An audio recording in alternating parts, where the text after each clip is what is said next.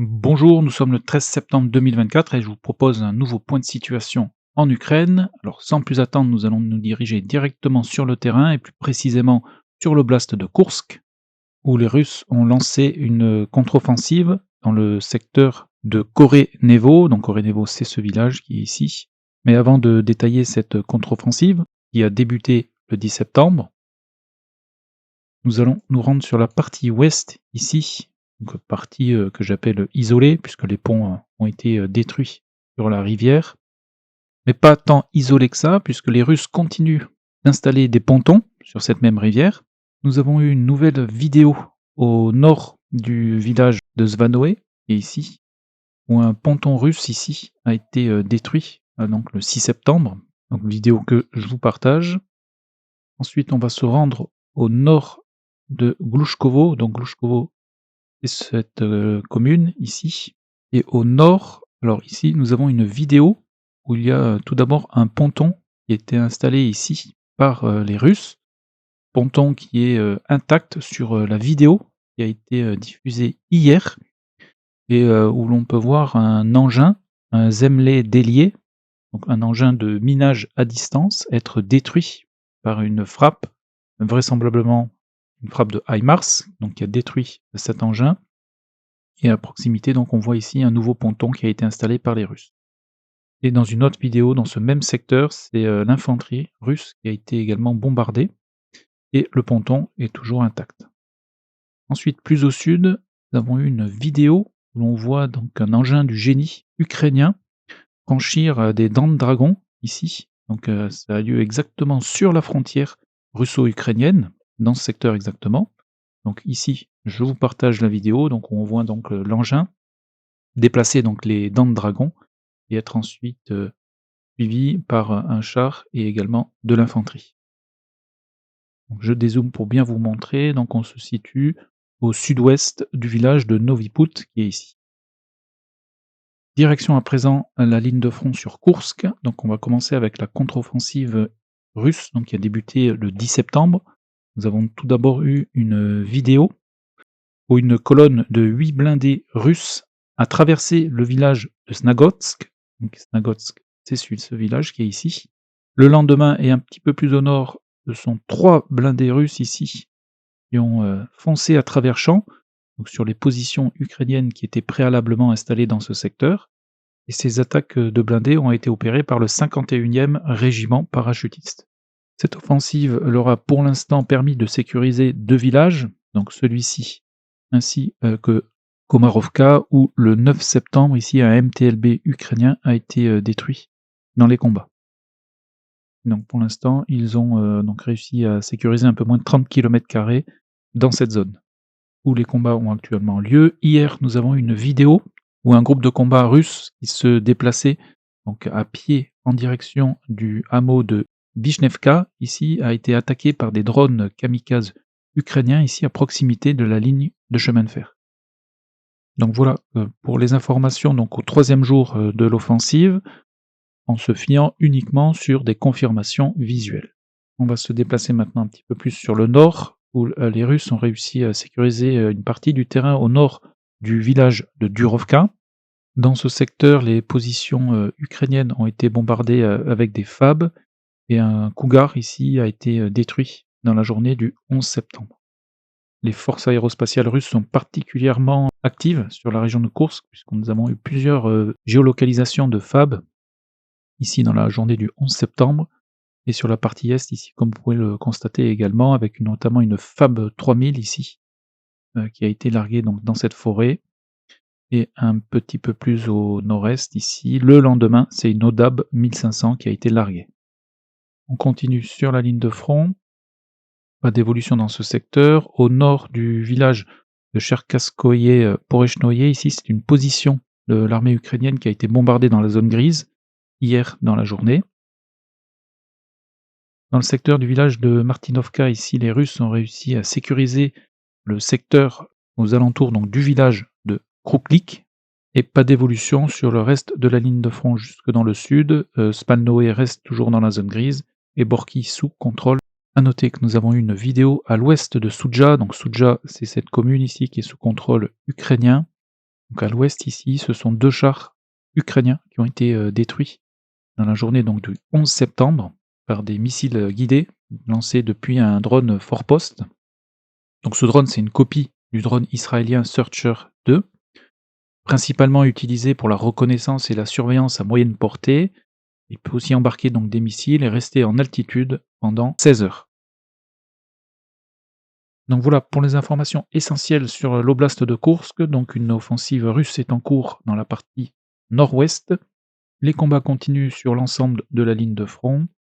Et les Russes ont réussi à sécuriser une autre partie du terrain à l'est du village de Martinovka. Direction à présent le front de Louhansk, puisque sur Kharkov, il n'y a pas eu d'informations ces dernières 48 heures. Dans le secteur de Sinkivka, une vidéo a été publiée au sud-ouest de Sinkivka où un soldat russe a été abattu par des Ukrainiens.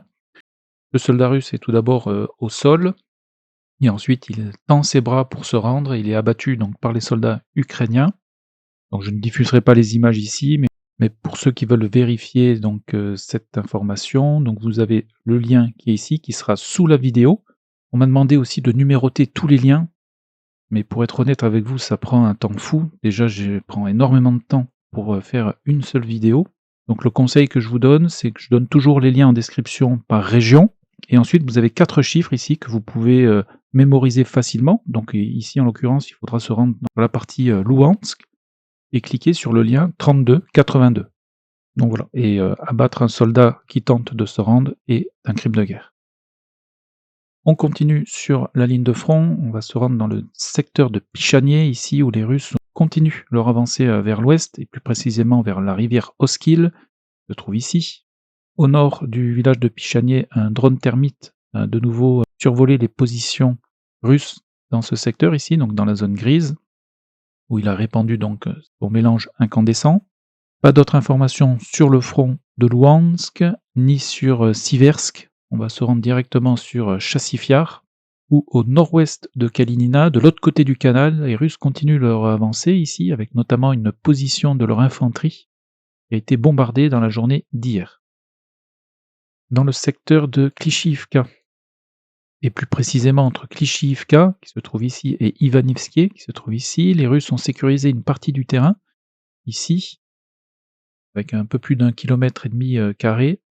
Et dans le village même de Klishivka, ici, c'est l'infanterie russe qui a été attaquée par des drones kamikazes ukrainiens dans la journée du 10 septembre. La situation reste donc toujours incertaine dans le secteur de Klishivka. Très peu de vidéos sont diffusées de la situation dans ce secteur. On continue, on se rend maintenant sur le front de Toretsk. Sur Toretsk, alors tout d'abord à l'est ici, dans le quartier des immeubles de grande hauteur, un char et un Bradley ukrainien ont passé ici à l'attaque dans la journée du 11 septembre, et on constate également le débarquement d'un groupe de combat dans ce secteur. Donc j'ai matérialisé ici, exactement sur la carte. Sur la partie ouest, les Russes continuent leur avancée dans la zone grise. Ici, leur infanterie a été bombardée les 11 et 12 septembre, et donc leurs éléments avancés ne sont plus très loin du centre-ville de Toretsk. Pas d'informations depuis New York, on se porte directement sur le front de Donetsk. Les combats continuent dans le centre-ville de Rodivka, ici. Krasnyar est toujours dans la zone grise, une position de l'armée ukrainienne a été bombardée dans ce village il y a 2 jours. Un petit peu plus au sud, les Russes ont sécurisé une partie du terrain ici en direction de l'ouest. Donc on se situe au nord-ouest de la ville de Novorodivka, et ici. Au nord-est de cette même ville, ici, nous avons eu une vidéo. Un groupe de combat ukrainien a été débarqué dans cette bande forestière, ici, dans la journée du 12 septembre. Donc le groupe a débarqué d'un véhicule blindé, comme vous pouvez le voir donc dans cette vidéo. Ce qui a eu pour effet ici d'étendre la zone grise en défaveur de la zone contrôlée par les Russes. On se trouve ici sur la carte, je dézoome un petit peu.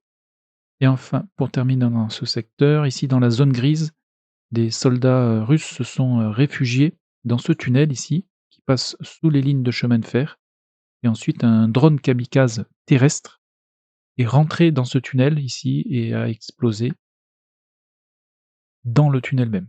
Donc, comme vous pouvez le voir sur la vidéo, je ne montre pas l'explosion, mais si vous souhaitez la voir, elle est ici sur le lien 67-79, donc dans la partie Donetsk. On continue sur cette partie de la ligne de front. Dans le secteur de Marinivka, dans la journée du 10 septembre, un char ukrainien est venu attaquer les positions russes dans cette bande forestière exactement et a tiré à bout portant sur ces derniers avant de se replier sur ces lignes vers l'ouest. Donc, et un petit peu plus au nord-est ici, sur le village même de Marinivka, dans la partie nord, une position ukrainienne a été attaquée par des drones kamikazes russes dans la journée du 11 septembre. Donc situation particulièrement dynamique dans le secteur du village de Marinivka. On continue, on se porte maintenant à l'est du village de Selidové, qui se trouve ici, où un BTR-4 a été endommagé et abandonné dans les combats ici, dans la journée du 10 septembre, endommagé par un drone kamikaze russe. Et un petit peu plus au nord, la veille ici, il y a eu des combats entre les deux armées qui ont échangé des tirs avec des armes légères. Un petit peu plus au sud, dans le secteur du village de Ukraïnsk, qui se trouve ici, la 114e brigade motorisée russe a lancé plusieurs attaques et est en train d'encercler la localité, comme vous pouvez le constater ici sur la carte. Des soldats de cette même brigade ont hissé le drapeau russe, donc juste à l'est de ce village de Ukraïnsk. Et selon certains rapports, qui n'ont pas été confirmés visuellement, les Ukrainiens seraient en train de se replier du village de Ukraïnsk en direction de l'ouest pour éviter justement l'encerclement. Et en parlant d'encerclement, dans ce secteur, les Ukrainiens ici, comme vous pouvez le constater, continuent de se replier. Les Russes, dans le secteur de Nevelski, ont sécurisé plus de 30 km² dans ce secteur.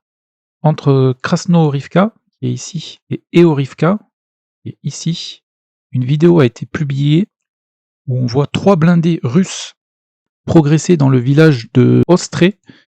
Donc Ostré, c'est ce village ici. Donc les blindés progressent sous le feu de l'artillerie ukrainienne. Dans la vidéo, aucun des blindés n'est touché. Et il y a également, dans la même journée d'hier, ici, une position de l'armée russe qui est attaquée par des drones kamikazes ukrainiens. La question, alors, d'où venait cette attaque? Est-ce qu'elle venait depuis Eorivka, donc depuis le sud-est ici, en empruntant cet axe? Ou est-ce que cette attaque venait de l'est, plus précisément de Krasnohorivka? Et si l'attaque venait effectivement de l'est, cela pourrait sous-entendre qu'une partie des Ukrainiens qui sont encore dans cette position, sur cette position ici, seraient potentiellement encerclés. Mais c'est une information que je ne peux pas confirmer à cette heure-ci, car je ne sais pas d'où venait l'attaque qui a eu lieu sur le village de Ostre. On continue sur la ligne de front. Pas d'informations dans le secteur de Vuhledar ces dernières 48 heures. Par contre, dans le secteur au nord-est de Novodonetsk, donc Novodonetsk, c'est ce village qui est ici, qui est sous contrôle des Russes. Et ces derniers continuent leur progression donc vers l'ouest, et plus précisément vers le village de Zolota Niva, depuis le village Prishitsa, ici, dont ils avaient pris possession le 4 septembre dernier. Pas d'informations depuis le front de Zaporizhia ni sur Kherson. Par contre, en mer Noire, à l'ouest de la Crimée, ici, il y a plusieurs plateformes de forage. Il y a plusieurs champs gaziers sous-marins dans cette région ici. Et dans la nuit du 10 au 11 septembre, il y a eu une tentative d'attaque des Ukrainiens sur une de ces plateformes, près du champ gazier de Golotsyn. Donc, alors j'ai pas pu la géolocaliser avec précision, mais elle se situe ici, dans ce secteur exactement. Selon le ministère de la Défense russe, plus d'une dizaine d'embarcations ont été utilisées par les forces spéciales ukrainiennes. L'attaque a été repoussée avec des pertes en hommes et matériel côté ukrainien. Côté russe, un Sukhoi 30 a été abattu par un Manpad tiré depuis une de ces embarcations. Information qui a été confirmée par Raibar, qui est un média russe. Donc ces événements ont eu lieu ici, exactement. Donc voilà pour les informations essentielles au 13 septembre 2024. Donc en résumé, les Russes ont lancé une contre-offensive dans l'oblast de Koursk, à un peu plus d'un mois du début de l'attaque de l'oblast par l'armée ukrainienne. Ces dernières 48 heures, ils ont repris à peu près 40 km². L'armée russe continue d'avancer dans le Donbass et plus particulièrement dans la zone qui se trouve au nord de Krasno-Rivka, ainsi qu'à l'ouest de Nevelski, où l'armée ukrainienne s'est repliée car menacée d'encerclement. On constate qu'il y a de plus en plus de vidéos de combats de drones aériens où des drones d'observation sont attaqués et abattus par d'autres types de drones. À noter que les Ukrainiens font un usage extensif et intensif des drones et ils ont récemment lancé des drones lanceurs de termites et ces vidéos se multiplient actuellement sur la ligne de front. Voilà, eh bien écoutez, je vous remercie une nouvelle fois, je vous souhaite une excellente journée et à très bientôt.